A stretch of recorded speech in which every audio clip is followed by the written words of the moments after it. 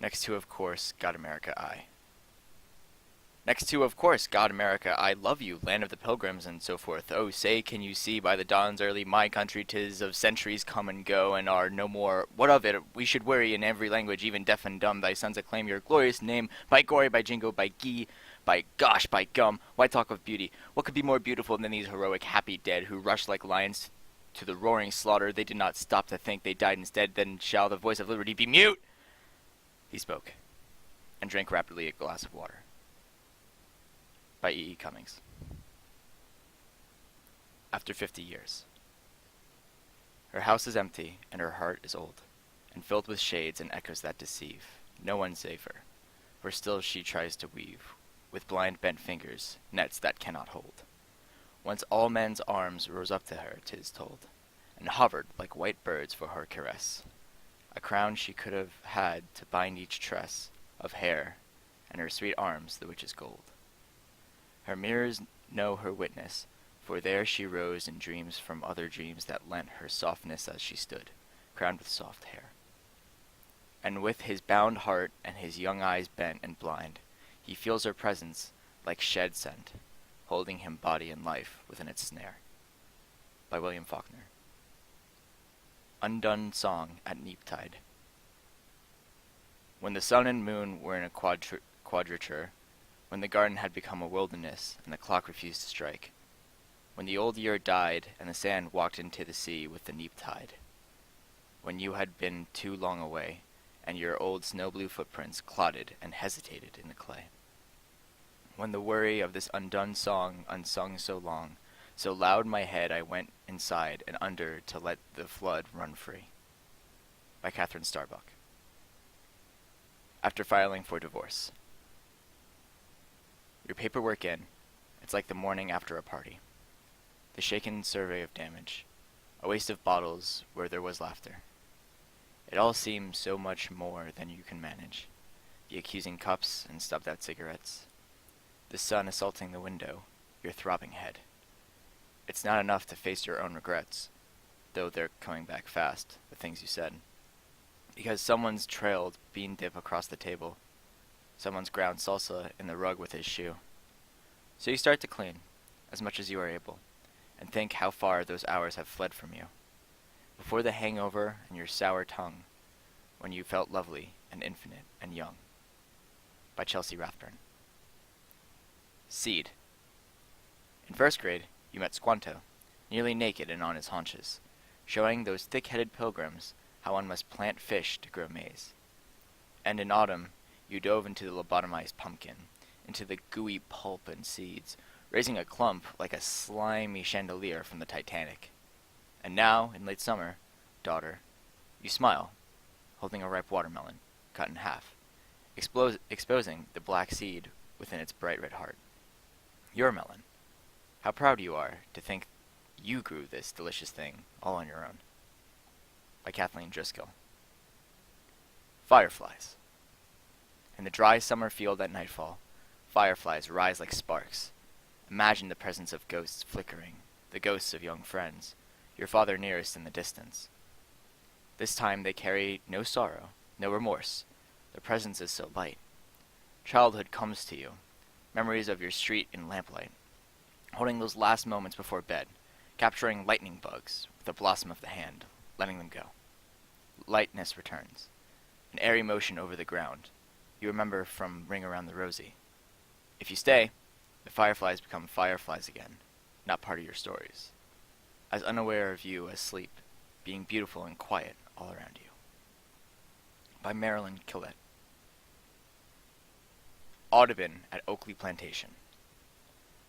I need them true to life, and so I shoot them, as many as fill the field at dawn, and then fix wires to prop them as if feeding their young or bending to the river. Why make a little book when they exist life-sized, can be etched to stand high as my hip? Often I have wished I had 8 pairs of hands to hold them, and another body for the gun. By Richardson. The water carriers. On hot days we would see them leaving the hive in swarms. June and I would watch them weave their way through the sugarberry trees toward the pond, where they would stop to take a drink, then buzz their way back, plump and filled with water, to drop in on the backs of the farming bees. If you listened, you could hear them, their tiny wings beating in unison as they cooled down the hive. My brother caught one once, its bulbous body bursting with water, beating itself against the smooth glass wall of the canning jar. He lit a match, dropped it in, but nothing happened. The match went out, and the bee swam through the mix of sulfur and smoke until my brother let it out. It flew straight back to the hive. Later, we skinny dipped in the pond, the three of us, the August sun melting the world around us as if it were wax. In the cool of the evening, we walked home, pond water still dripping from our skin, glistening and twinkling like starlight. By Angelo, Giambra. Louisiana Line. The wooden scent of wagons, the sweat of animals. These places keep everything. Breath of the cotton gin, black damp floors of the ice house. Shadows the color of a mirror's back breaks across faces.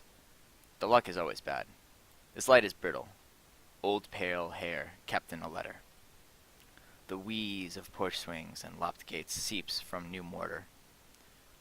Wind from an axe that struck wood 100 years ago lifts the thin flags of the town. By Betty Adcock. 8th Air Force. If, in an odd angle of chutzpah, a puppy laps the water from a can of flowers, and the drunk sergeant shaving whistles, "O Paradiso!" Shall I say that man is not, as men have said, a wolf to man? The other murderers troop in yawning. 3 of them play pitch. 1 sleeps, and 1 lies counting missions. Lies there sweating, till even his heart beats 1, 1, 1. Oh, murders. Still, this is how it's done. This is a war. But since these play before they die, like puppies with their puppy, since, a man, I did as these have done, but did not die, I will content the people as I can, and give up these to them. Behold the man. Now I have suffered, in a dream, because of him, many things. For this last Savior, man, I have lied as I lie now. But what is lying? Men wash their hands in blood as best they can. I find no fault in this just man. By Randall, Jarrell. Faith. Leaves drift from the cemetery oaks onto late grass, sun-singed, smelling like straw, the insides of old barns. The stone angel's prayer is uninterrupted by the sleeping vagrant at her feet, the lone squirrel, furtive amid the litter. Someone once said my great-grandmother, on the day she died, rose from her bed where she had lain, paralyzed and mute, for 2 years following a stroke, and dressed herself, the good Sunday dress of black crepe, cotton stockings, sensible lace-up shoes. I imagine her coiling her long white braid in the silent house, lying back on top of the quilt and folding her hands, satisfied. I imagine her born-again daughters, brought up in that tent revival religion, called in from kitchens and fields to stand dismayed by her bed, like the sisters of Lazarus, waiting for her to breathe, to rise again and tell them what to do. Here, no cross escapes the erosion of age, no voice breaks the silence. The only certainty in the crow's flight or the sun's measured descent is the coming of winter. Even the angel's outstretched arms offer only a formulated grace. Her blind blessings as indiscriminate as acorns, falling on each of us, the departed and the leaving. By Judy Loest.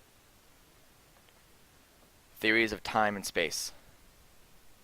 You can get there from here, though there's no going home. Everywhere you will go will be somewhere you've never been. Try this. Head south on Mississippi 49, 1 by 1, mile markers ticking off another minute of your life. Follow this to its natural conclusion. Dead end at the coast. The pier at Gulfport, where riggings of shrimp boats are loose stitches in a sky threatening rain. Cross over the man-made beach, 26 miles of sand dumped on the mangrove swamp, buried terrain of the past. Bring only what you must carry, tome of memory, its random blank pages. On the dock, where you board the boat for Shrimp Island, someone will take your picture. The photograph, who you were. We'll be waiting when you return. By Natasha Threthewey. The Catfish Nights. We sit on buckets, smoke old pipes, and check trot lines for loss of liver, cheese, or gobs of blood with flour and hog fat on the treble hooks stretched across the river. A force of weight, the catfish nailed to tree trunks for skinning by the fire. The talk of woman and work. A raccoon chews a running cart by mistake. Give the water something cruel like the night. A lantern rusted in the bottom of a rotting boat, and the mist will find your feet drying by a driftwood fire. The easy weep of evening, insects creeping like lichen on the eastern side of trees. The men want to dream long as rivers, want to follow the moonlight over rapids to the wing dam where bass corner minnows into such a panic they throw sparks across the surface. By Grant Clauser. Untitled, 1970. This is how you are. Intricate layers piled on top of another. Weeds and wild grass, tiny yellow flowers. There you are, your hands. This is you. By Todd McCarty. The Loop of Affinity. For Mahmoud Darwish. Gray-eyed daughter begging a city from her father's grip. He relinquishes Troy. Crumpled walls of houses whose blind windows have gone insane from hearing breath forsake a child after his 7 hours of life. Amphora rests on a seabed and trace the faint outline of a vanishing ship. By Jeffrey C. Alfier.